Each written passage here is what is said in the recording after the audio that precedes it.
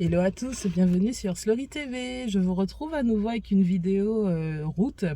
Donc je vais pas vous refaire le mot en anglais parce que je crois que je maîtrise pas trop la prononciation. Je voulais vous faire une petite mise à jour des conseils que je vous donnais par rapport à faire la route, faire de la longue route. Donc je vous redonne mes conseils de façon accélérée par rapport à l'an dernier. Donc je fais toujours un trajet Bordeaux-Lyon. Et un peu plus tôt dans l'année, un mois plus tôt que l'an dernier. Et je me suis dit qu'il fallait que je fasse une mise à jour. Et comme j'ai listé cette fois-ci, normalement ça ira vraiment plus vite. Alors, donc mon conseil numéro 1 pour un voyage en voiture, c'est toujours de préparer votre itinéraire sur Mappy ou Via Michelin ou autre, hein, parce que moi je connais ces deux-là, mais il y en a peut-être d'autres. Ça vous permet d'estimer votre temps, votre budget péage et essence. Voilà. Ensuite, conseil numéro 2, gonflez vos pneus. Alors, en y allant aujourd'hui, juste avant de partir faire ma longue route, j'ai vu que sur la station de gonflage, en fait, ils donnent 3 endroits différents où vous pouvez trouver la pression des pneus de votre voiture. Parce que moi, l'an dernier, je vous avais dit que la portière côté conducteur, au niveau de la portière côté conducteur, vous avez ces informations, mais il y a d'autres endroits où vous pouvez les trouver. Donc c'est au niveau du coup de la portière côté conducteur, et si vous ne trouvez pas cet endroit, au niveau de votre là où vous faites votre essence, là où vous faites rentrer le tuyau là pour l'essence, en fait là aussi apparemment dans cette petite porte là vous avez aussi les informations pneumatiques, ou sinon dans le carnet de votre voiture, le mode d'emploi, enfin je sais pas trop comment ça s'appelle là, le carnet de la voiture, vous avez également ces informations. Voilà, ça je ne le savais pas l'an dernier, je l'ai vu aujourd'hui, donc voilà. Ensuite, conseil numéro 3, faire les niveaux. Donc, je les ai fait aussi avant de partir, donc c'est vraiment frais dans ma tête. Donc, pour le lave-vitre, encore une fois, le symbole, c'est comme des essuie-glaces, ça fait comme ça, là, sur le symbole, sur le capuchon. Vous pouvez trouver plusieurs modèles, enfin plusieurs sortes de lave-glace, lave-vitre quand vous allez chez Feu Vert ou autre. Donc il y en a pour toute l'année, il y en a spécial été. Donc pour toute l'année, il y a, ça peut descendre je crois jusqu'à moins 20 degrés, donc c'est anti-gel. Et quand c'est pour l'été, c'est anti-moustique, anti-pluie, des trucs comme ça. Voilà, donc moi j'utilise l'un ou l'autre, je m'en fous. Ensuite, au niveau de l'huile, donc ce qu'il faut faire quand vous faites les niveaux d'huile, vous avez une espèce de long tuyau. La première chose à faire quand vous sortez cette espèce de grand machin, de grande tige là, c'est d'essuyer avec un mouchoir pour pouvoir voir les deux ronds. Parce que en fait, quand vous faites votre niveau d'huile, vous devez avoir le niveau entre les deux ronds, le minimum et le maxi. Ça ne doit pas dépasser, ça ne doit pas être en dessous. Donc pour pouvoir les voir, les deux ronds sur la tige, ils sont en bas. Vous devez d'abord essuyer votre tige, ensuite vous replongez dans le long tuyau et vous ressortez, vous voyez à quel niveau votre huile est. Donc si c'est entre les deux, c'est bon. Si c'est en dessous, il faut en rajouter. Si c'est au-dessus, c'est trop. Voilà. Ensuite, au niveau du liquide de refroidissement, alors sur ma voiture, il y a un truc qui dit attention, ne pas ouvrir quand c'est chaud. Donc, je ne sais pas si pour vous c'est pareil, mais en tout cas c'est là. Et vous remplissez, moi j'avais pas grand chose à rajouter, donc voilà, mais il faut le faire pour éviter que votre moteur surchauffe. J'ai eu un cousin qui a perdu une voiture comme ça il y a très longtemps. Il n'avait pas fait son niveau de liquide de refroidissement, la voiture a chauffé et morte sur l'autoroute. Voilà. Ensuite, conseil numéro 4, le café. Donc là, je viens de terminer mes 475 millilitres de café. Donc je suis à un tiers de la route et là, j'avais besoin d'une pause et besoin de café. Donc toujours sans sucre, hein. Café bien noir sans sucre. Ensuite, j'ai toujours de l'eau fraîche sur moi. Par contre, cette fois-ci, j'ai pas pris de nourriture. Donc justement, je vais profiter de ma pause pour en acheter. Donc, comme je vous disais l'an dernier, la nourriture, ne mangez pas salé, pas sucré et pas gras parce que ça donne envie de dormir. Et quand vous roulez, vous n'avez pas envie de vous endormir. Donc, évitez la nourriture trop lourde. Donc, pas de fast-food quand vous faites de la route. Ensuite, conseil numéro 6, les lunettes de soleil. J'ai failli les oublier. Heureusement, je l'ai pas fait parce que ça sert vraiment beaucoup sur la route. Conseil numéro 7, toujours faire le plein d'essence avant de partir parce que Vous ne savez pas si vous allez tomber dans les bouchons, vous ne savez pas si vous n'allez pas vous tromper de route. Donc ne mettez pas pile ce que le site qui calcule votre itinéraire va vous dire, parce que vous pouvez mettre pile ce qu'il vous conseille et puis tomber en rate d'essence, et là bah, c'est pas cool. Et puis sachez aussi que l'essence coûte beaucoup plus cher sur l'autoroute que bah, dans les petites villes ou même dans la ville où vous habitez, donc vaut mieux faire l'essence avant de partir, le plein. Ensuite, une chose que pardon, je bug. Une chose dont je ne vous ai pas du tout parlé l'an dernier, donc c'est ma première mise à jour, c'est vérifier que vous avez bien votre triangle de signalisation en cas de problème, de panne ou d'accident, et votre gilet jaune. L'an dernier, je ne l'ai pas fait et je me suis rendu compte cette année que j'avais bien le triangle. Par contre, le gilet jaune, j'ai beau chercher dans la voiture, je ne l'ai pas trouvé. Donc j'en ai racheté un, ça coûte vraiment pas cher. Vous en avez à moins de 5 € et puis d'autres un peu plus... je sais pas à quoi ils servent, mais ils sont plus chers. Donc j'en ai racheté un parce que je pense que j'en ai un, mais où dans la voiture, je ne le trouve pas. Voilà, donc ça, il faut les avoir parce que si on vous contrôle et que vous ne les avez pas, vous prenez une amende. Ensuite, 9e point, la tenue confortable. Donc l'an dernier, j'étais plutôt en short, t-shirt, chaussures cool. Cette année, j'ai décidé d'être un peu plus stylée, donc je suis en robe, mais robe toujours très confortable, très large, très facile pour que je sois bien pendant que je conduis. Ensuite, conseil numéro 10, les cheveux relevés, donc toujours, hein, là je fais un puff, toujours vers le haut pour pas que ça me gêne sur l'appui-tête. Conseil numéro 11, avoir votre carte bleue, bah, ça sert hein, quand vous passez au péage. Ça vous évite d'avoir à chercher dans le sac, surtout nous les femmes, hein, avec nos sacs super remplis. C'est pas le moment quand on est au péage de perdre du temps à chercher la carte, il faut qu'elle soit accessible. Ensuite, d'ailleurs, ça me fait penser qu'il faut que je la prenne pour aller chercher à manger. Tant que j'y pense, je vais la sortir de suite. Parce que comme je l'ai mise justement de façon accessible pour le péage, j'ai failli la laisser dans la voiture et je serais arrivée à la caisse sans carte bleue. Ensuite, la pause. Le conseil numéro 12, donc faire des pauses régulières. Soit vous faites peu de pauses, mais il faut qu'elles durent longtemps, par exemple 40 minutes, 45 minutes, 1 heure. Soit vous en faites plusieurs petites de 20 minutes. Donc moi, là, je vais partir plutôt sur... je sais pas, peut-être 30 minutes parce que ça fait déjà 8 minutes que je fais la vidéo et j'ai pas encore été aux toilettes, j'ai pas mangé, donc on va dire 30 minutes moi. Plusieurs de 30 minutes. Donc la pause vous sert à manger, vous sert à vous hydrater, à faire pipi ou plus si besoin, mais aussi à bouger vos jambes puisqu'elles restent dans une position assez répétitive pendant le trajet. Conseil numéro 13, programmez votre GPS avant de partir parce que c'est pas sur la route qu'il faut vous dire mince, j'ai oublié de mettre le GPS alors je vais faire mes manips sur le téléphone pendant que je roule. Non, non, non, non, non, évitez ça. Ensuite, conseil numéro 14, donc programmez votre playlist.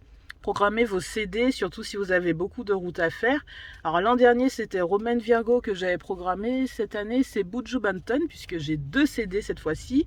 J'avais Ina 8 l'an dernier, et cette année, j'ai acheté Till Chilo. Donc c'est les 2 albums mémorables de Buju Banton, je les adore.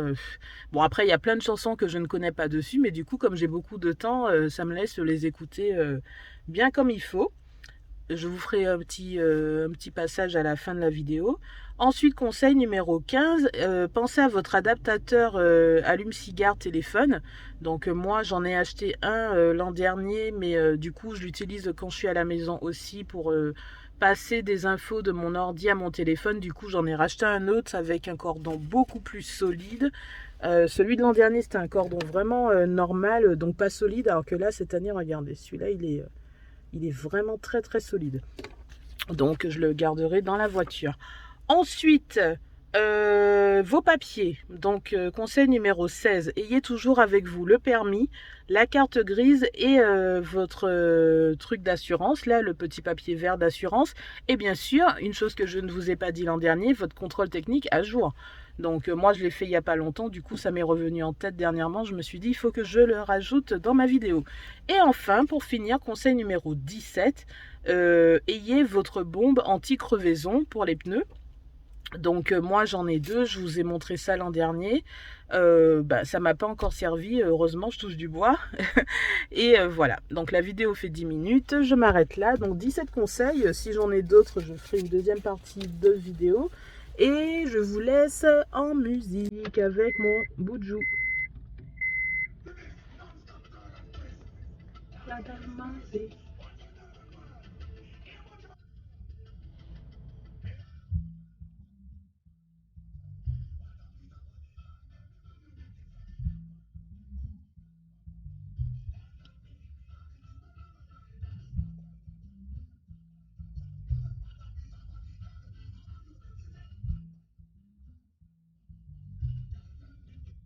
Je voulais vous passer ce morceau en particulier parce que tout le monde connaît le Rom Pam Pam Pam de Rihanna, mais personne ne se doute que ça vient de cette chanson de Buju Banton, c'est Champion.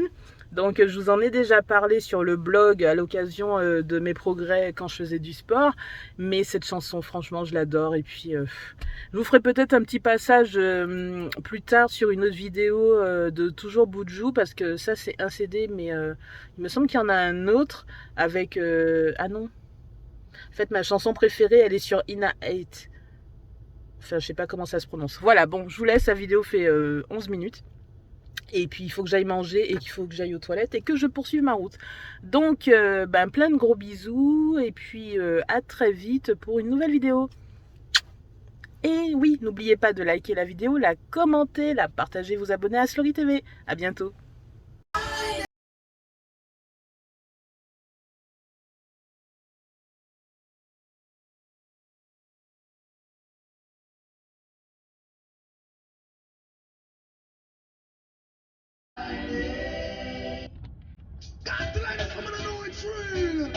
Exactly a woman feels. Oh baby.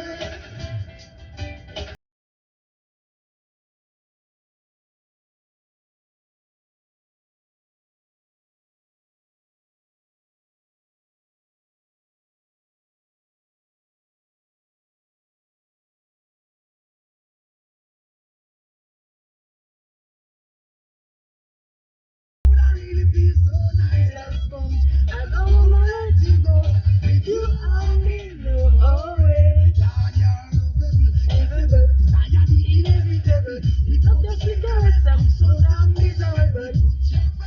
You look far off your cup, seeing you walk away. Let my eyes in smoke, you're lookable. All the man them after you, they give you do something they just can't explain to the brain. Yeah, man shouldn't have no complaint. Oh no, this one is no lover's choice. Coucou, donc là je fais encore une pause, hein. Je suis à la dernière partie de mon trajet. Regardez les yeux que j'ai. Et là j'ai changé de CD, c'est plus Buju Banton, c'est P-Square. J'adore ce groupe, enfin j'adorais puisqu'il n'existe plus. Voilà, donc je vais vous passer quelques petits extraits, tiens.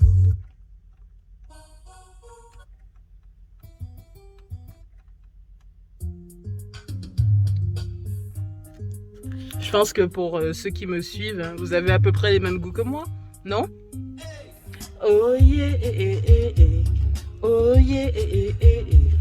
Oh yeah, eh, eh, eh. Oh yeah, eh, eh. No one like you. No one like you. No one like you. No one, no one. Hello, how you doing? Allez, une petite dernière, ensuite je vous donne encore un conseil et puis je fais ma pause rapidement. C'est celle-là que je voulais vous mettre.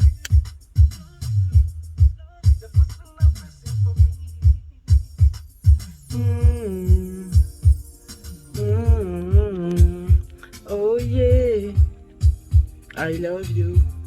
Hey, oh yeah, oh no. Na, na, na, na. Je pense que les gens à l'extérieur de l'aire de repos doivent se foutre de ma gueule quand ils voient ma tête en train de chanter. Dites-moi en commentaire si vous connaissez P-Square, enfin l'ancien groupe puisqu'il n'existe plus. Une dernière musique et j'arrête la vidéo.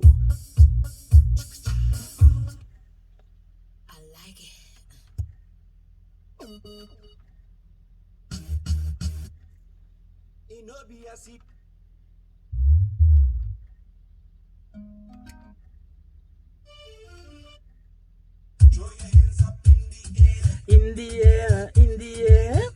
Ouh. Ça, c'est le genre de son qui me donne une pêche. Franchement, j'ai les petits yeux là, mais je mets ça là pour conduire, c'est nickel quoi. So give me that. Ooh. I like that. I like that. Give me that. Ooh. I like that. Bon, allez, j'arrête. Oui, donc en fait, c'était pas une vidéo pour me montrer en train de chanter. C'était un petit bout de vidéo en plus pour vous dire, puisque quand j'ai fait assez de route, j'ai plus de conseils. Je ne vous avais pas parlé l'an dernier des dépassements de camions. Et moi, si j'ai une hantise sur l'autoroute, c'est l'aquaplaning. Donc l'aquaplaning, c'est quand vous avez de l'eau sur la route et que vous dérapez. Donc le conseil que je peux vous donner pour ça, donc le 18e conseil, ne freinez surtout pas. Oh, il y a un chat, je ne sais pas si vous le verrez. Dès qu'il y a des chats dans les parages, ils viennent toujours me voir, c'est un truc de fou. En plus, il est magnifique, il ressemble à mon chat.